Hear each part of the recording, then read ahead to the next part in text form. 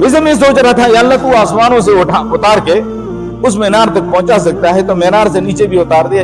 اللہ فرماتے ہیں یہاں سے دنیا کے اسباب کا نظام شروع ہو گیا. یہاں پر دنیا کے اسباب کو اختیار کرو گے آپ. وہاں تک اللہ اپنی قدرت دکھاتا ہے. یہاں فرمایا میں نے اس دنیا کو اسباب کے ساتھ جوڑا ہے. محنت مزدوری کرو گے, کمائی کرو گے, رزق حلال دوں گا. علاج معالجہ کرو گے اپنا سنت سمجھ کے تمہیں شفا دوں گا.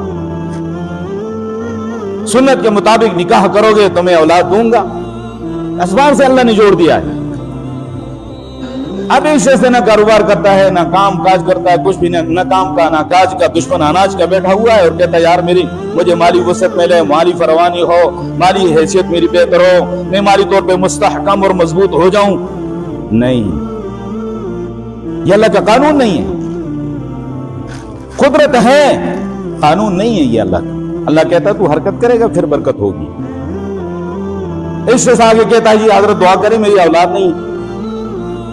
اور یہ واقعہ حضرت تھانوی رحمۃ اللہ علیہ کے ساتھ پیش آیا تو حضرت نے دعا فرما دی.